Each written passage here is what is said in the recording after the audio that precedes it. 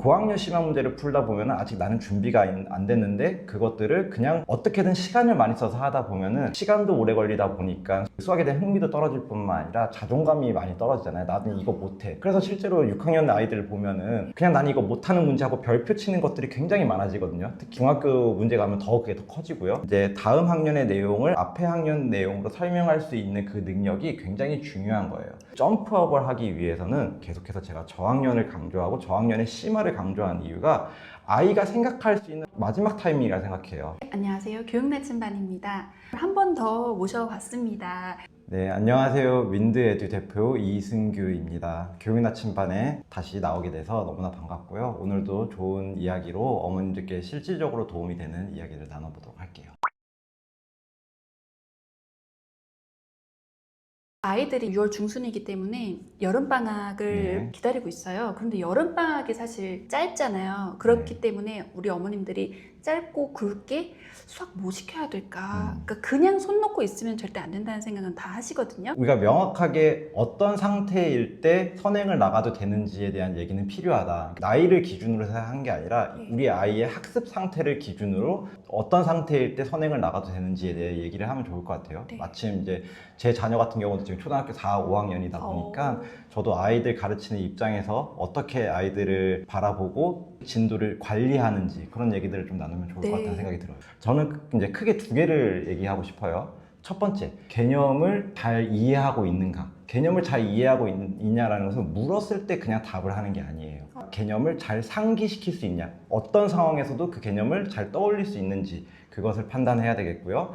두 번째로는 아무래도 어머님들이 점프업 할 때 가장 관심 있어 하는 분야가 심화 문제를 풀 수 있느냐 이 부분이기 때문에 심화 문제를 풀기 위한 사고 능력이 준비되어 있느냐 이 부분에 대해서 어머님들이 진단하실 수 있어야 된다. 이게 안 됐을 때 어머님들이 보통 생각하시는 오해 중에 하나가 아이가 고학년 걸 공부하면서 알아서 정리가 되겠지라는 생각들을 많이 하시는데 아이들에게 무턱대고 고학년의 심화 문제를 풀리거나 무턱대고 고학년 개념을 주입시키다 보면은 아이가 개념을 공부할 때에도 그걸 암기하게 되고 고학년 심화 문제를 풀다 보면은 아직 나는 준비가 안 됐는데 그것들을 그냥 어떻게든 시간을 많이 써서 하다 보면은 시간도 오래 걸리다 보니까 수학에 대한 흥미도 떨어질 뿐만 아니라 자존감이 많이 떨어지잖아요. 나는 이거 못해. 그래서 실제로 6학년 아이들 보면은 그냥 난 이거 못하는 문제하고 별표 치는 것들이 굉장히 많아지거든요. 특히 중학교 문제 가면 그게 더 커지고요. 그러한 점에서 어머님들이 개념을 잘 떠올리는가, 저학년 심화 문제를 잘 풀 수 있는가,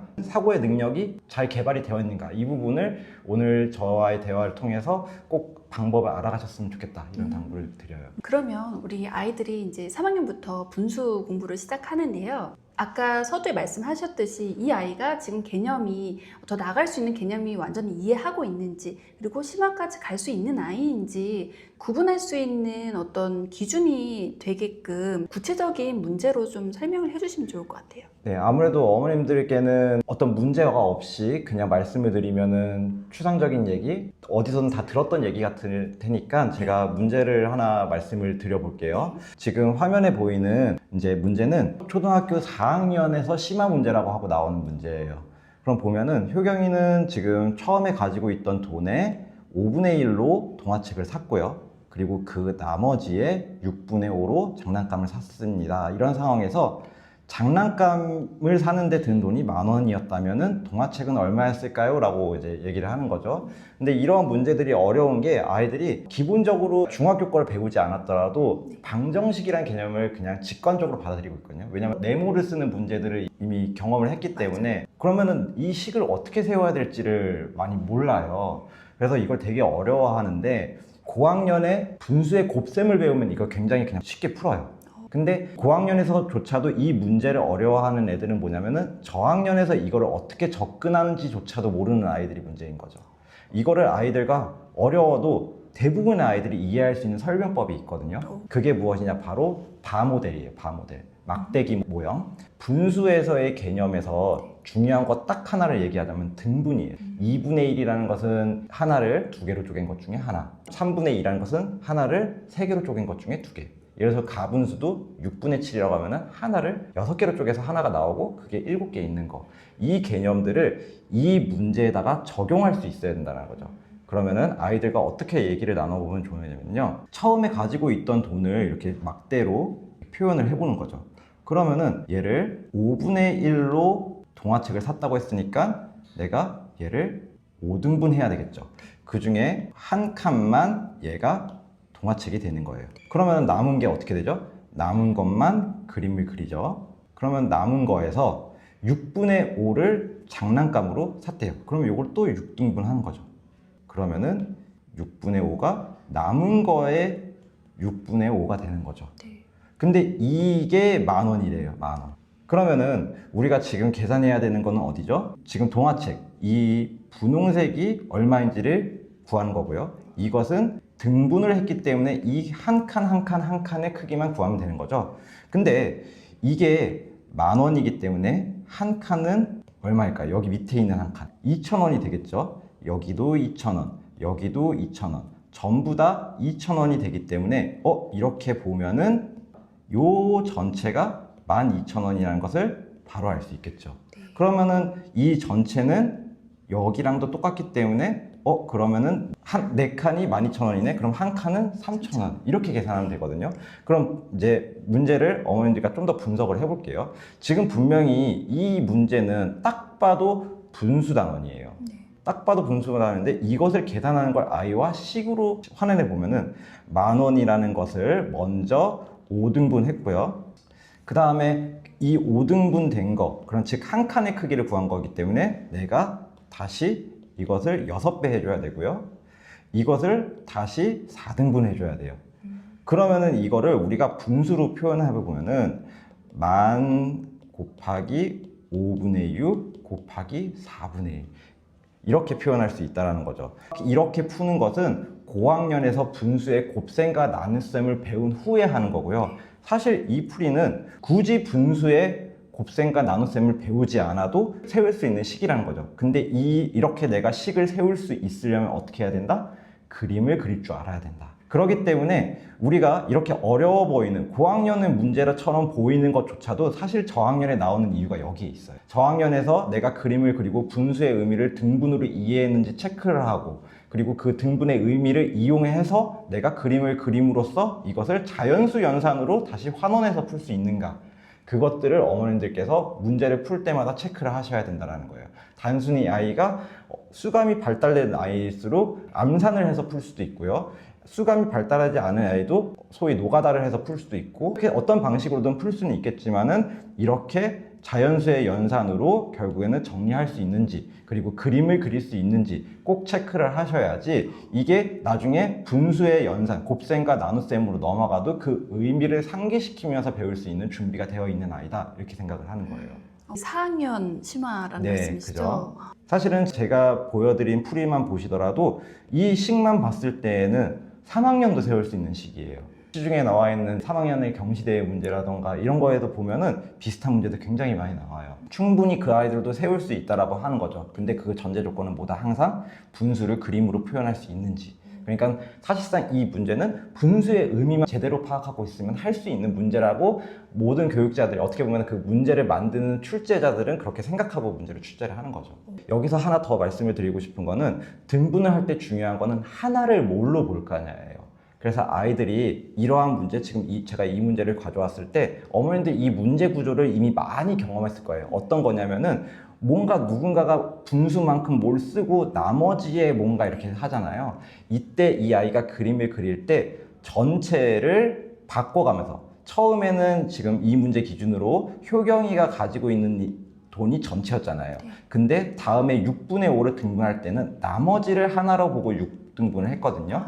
이렇게 내가 문장을 읽고 그 문장 속에서 전체를 뭘로 인식하고 분수를 표현해야 되는지, 전체를 계속 왔다 갔다 하는 게, 이게 분수에서 되게 중요한 능력인 건데, 이거를 고학년 선행 가서 내가 곱셈 나눗셈도 또 배워가면서 익히기에는 너무나 과부하 걸린다는 거죠. 그래서 저학년일수록 분수의 의미, 심화 개념에 집중을 하셔라라고 말씀드리는 이유는 분수의 이렇게 단위를 바꿔가는 과정을 이해하는 것과 동일하다, 이렇게 생각을 하시면 돼요.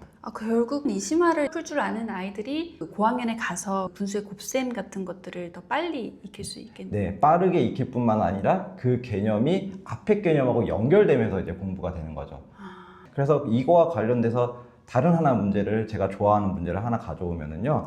물이 얼었을 때와 얼었던 얼음이 녹았을 때의 부피 변화에 대해서 이야기를 나누는 거예요.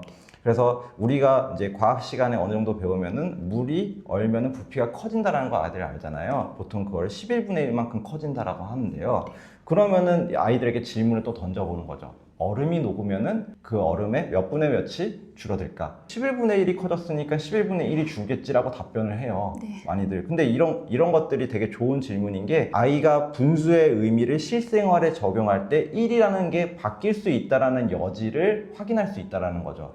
그러면 이 그림에서도 봤을 때 여기를 물이라고 보고요. 물이 얼음이 됐을 때 지금 보시면은 얼음이 한 칸이 늘었어요. 지금 이 한 칸은 뭘 의미하는 거냐면은 물을 11등분 한 것 중에서 한 칸이 늘은 거예요. 즉 11분의 1이 는 거죠. 이거를 그림으로 그릴 줄만 알면은 그 다음에는 얼음이 녹았을 때 부피가 몇이 줄어들까는 알겠죠. 왜냐면은 얼음이 이 상태에서 녹으면 다시 이 상태가 되었거든요. 그럼 얼음이 어디가 없어졌어요? 요 한 칸이 없어진 거죠. 근데 이 한 칸은 얼음의 몇 등분한 것 중에 하나죠? 12등분 한 것 중에 하나죠. 그래서 12분의 1이 줄어드는 거예요. 3학년 되면은 이제 등분한 것 중에서 몇 개, 이것들이 이해하는데 단위가 변하는 상황에 대해서 아이들이 어려워하거든요. 그러면 그 단위가 변하는 상황들을 아이가 생각할 수 있는가? 제가 서두에서 말씀드렸던 게 심화 문제를 생각할 만한 사고 능력이 개발이 되었느냐? 그런 것들을 이런 저학년에서 확인을 해봐야 된다는 거예요. 우리 아이 그 분수라는 게 등분한 것 중에 몇 개인 거 이미 알고 있어요. 보통의 상황에서는 그렇죠. 근데 단위가 변하는 상황에서도 그런 것들을 유추할 수 있는 사고의 능력이 개발이 됐는가를 새로운 개념을 배우기 전에 충분하게 연습을 해야 된다는 말씀을 드리고 싶어요. 너무 이렇게 설명해 주시니까 좀 이해가 명확하게 되는데요. 제가 방금 이 문제에서 강조했던 포인트 중에 하나가 분수 문제로 보였지만 사실은 자연수 연산으로 해결이 된다는 거였거든요. 이렇게 수학은 원래 연결이 되어 있는 거고 이제 다음 학년의 내용을 앞에 학년 내용으로 설명할 수 있는 그 능력이 굉장히 중요한 거예요.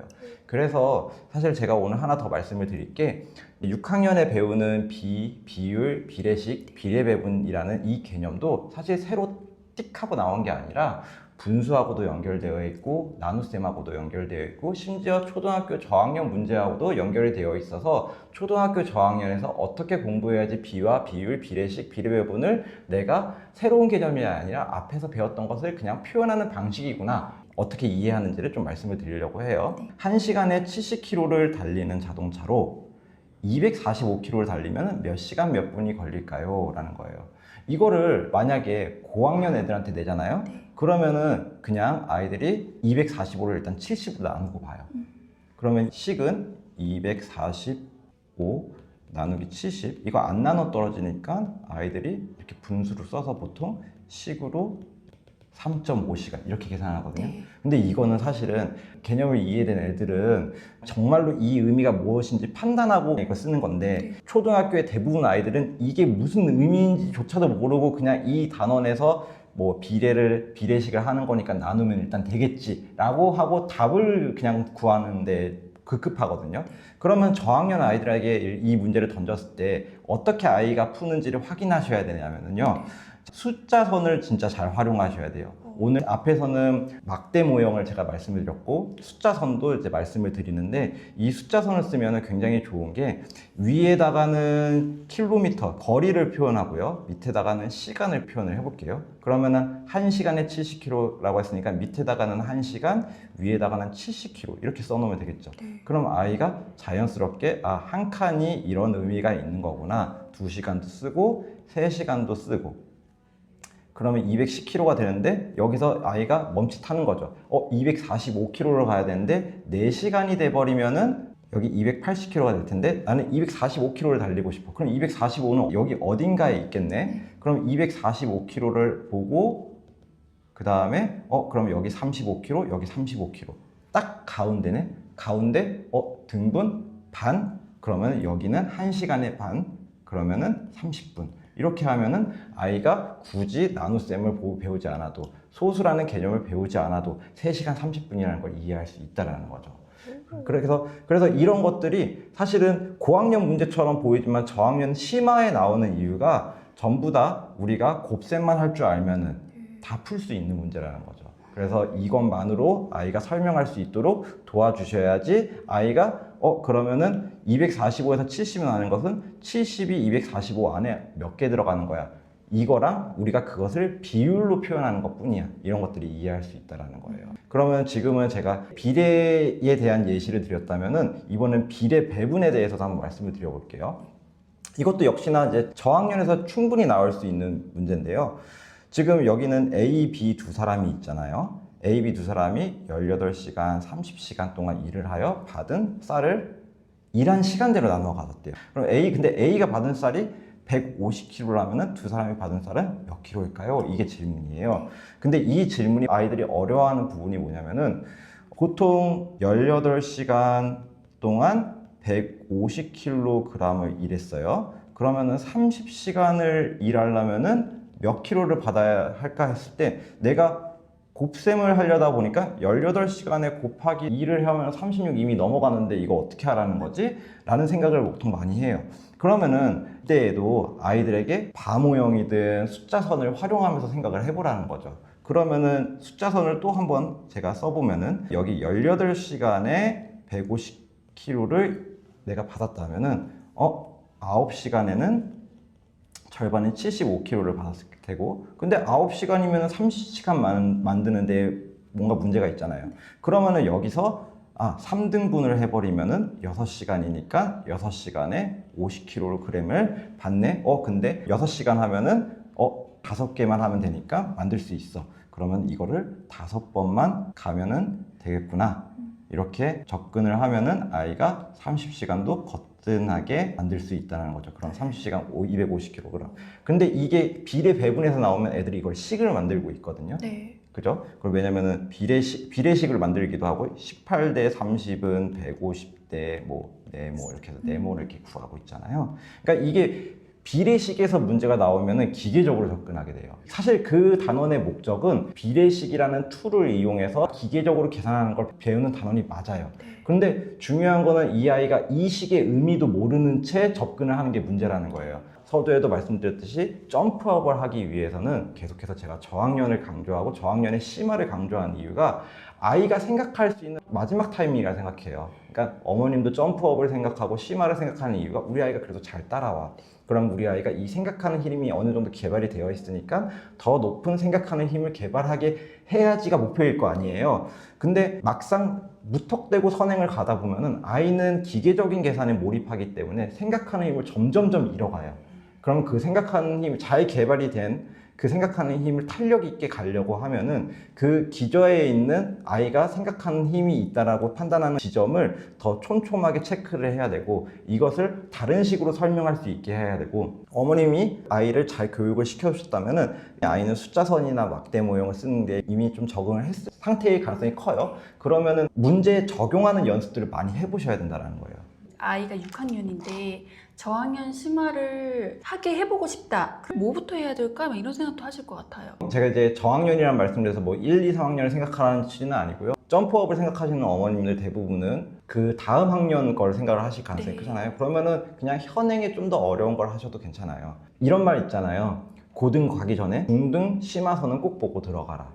다 같은 맥락으로 보시면 돼요. 근데 결국에는 다음 내용을 배우기 전에 심화서를 보라는 이유가 뭐냐면은 그냥 개념을 암기하듯이 쭉 나간다고 해서 그게 자기께 습득이 된 건 아니거든요.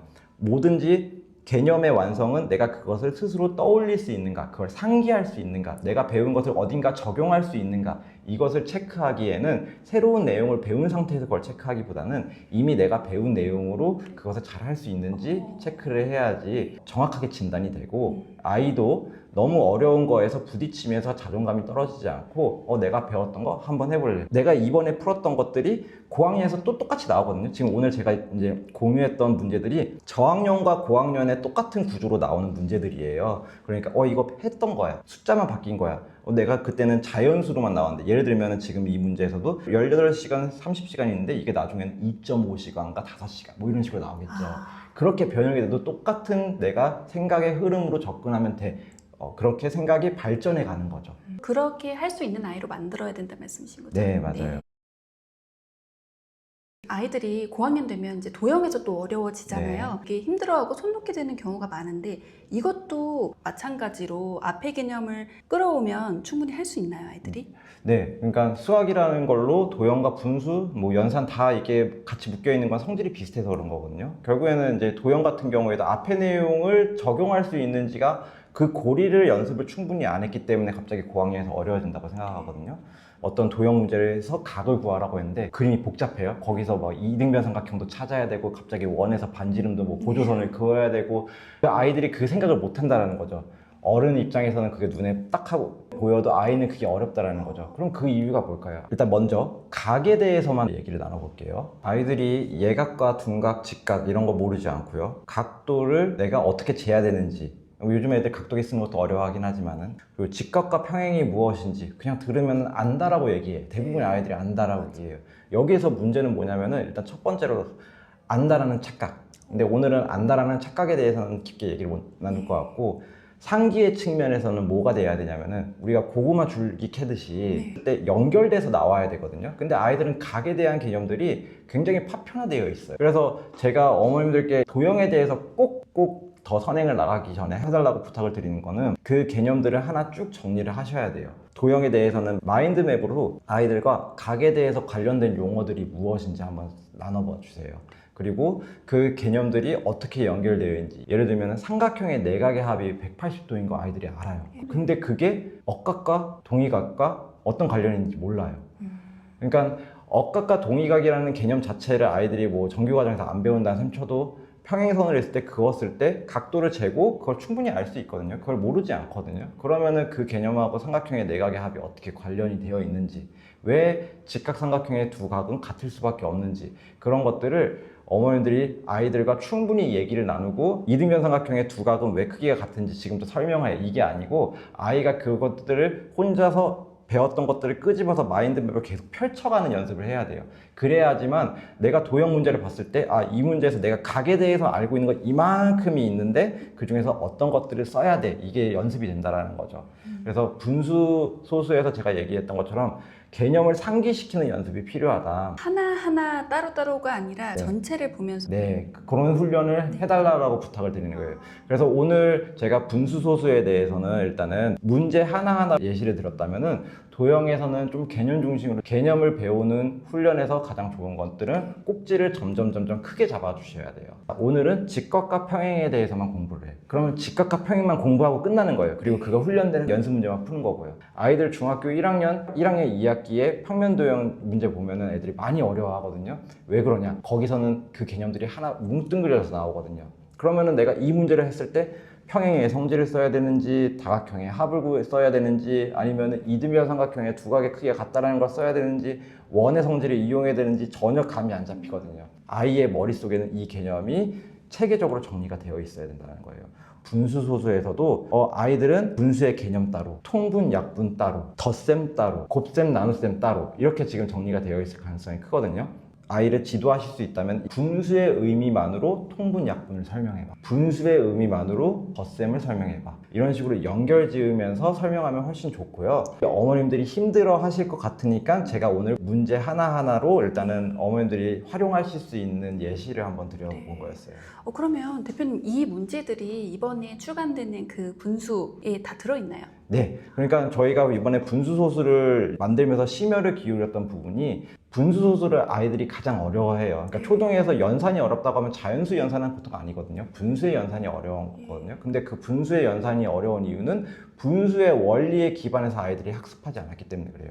분수의 덧셈 뺄셈을 내가 통분해서 그냥 계산하면 돼 라고 암기한 거. 분수의 곱셈 나눗셈은 분모끼리 곱하고 분자끼리 곱하면 돼. 마치 파편화된 조각처럼 공부를 했기 때문에 그런데, 저희가 그런 것들을 개념을 이어서 이해할 수 있도록, 줄기, 고구마 줄기 표현은 또 쓸 수밖에 없는데 엮어서 설명을 했을 때 그게 탄탄하게 머리에 장기 기억으로 넘어가기 때문에, 실제로 이게 그냥 개념을 배우는 게 아니라 오늘 제가 예시에서 말씀을 드렸던 것처럼 저학년 문제와 고학년 문제가 똑같아요. 그럼 그걸 스스로 연결을 시킬 수 있어야지 사실은 점프업이 됐다라고 얘기할 수 있는 거죠. 만약에 내가 고학년만 문제 푸는 스킬을 얻었어요. 그러면은 저학년 이 부분은 구멍이 생긴 거거든요. 이 구멍은 언제든지 무너질 수 있는 위험도가 될 수 있다.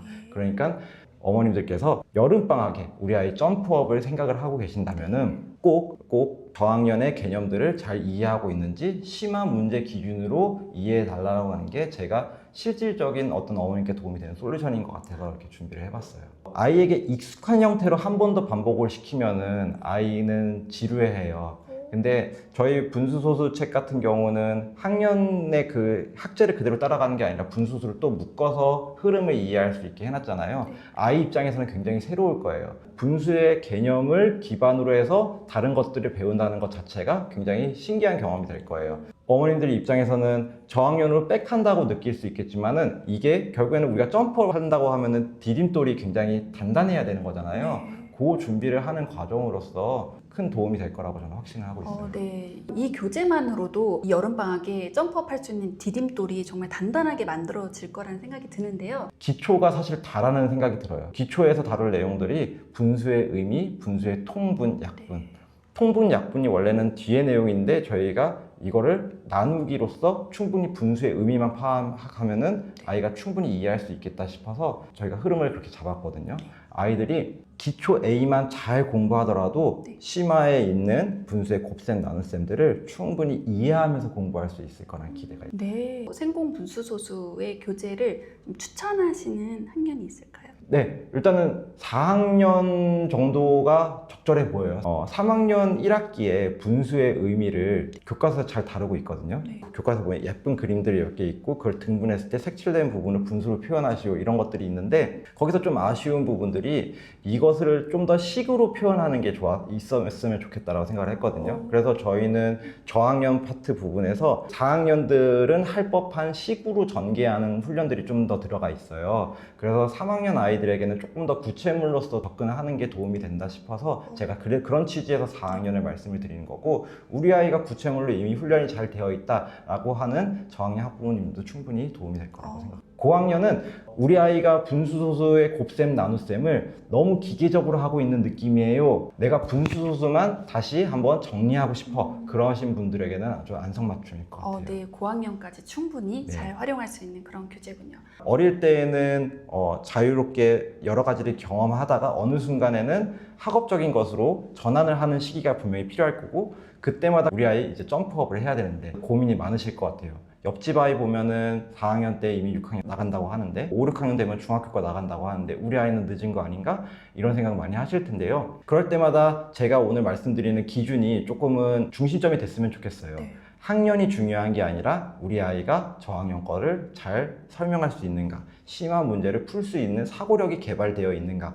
우리 아이가 부족하다고 해서 너무 상심할 필요 없이요. 그 타이밍에 그걸 메꾸기만 하면은요, 충분히 본게임인 중학교 혹은 고등학교 때 성적을 낼 수 있다. 응원의 말씀 드리고 싶네요. 네, 일단 아신 게 중요하고 절대 불안해하지 마시고 그 부분을 채워주시면 된다. 네. 오늘도 정말 피가 되고 살이 되는 귀한 말씀 나눠주셔서 감사드립니다. 감사합니다. 네.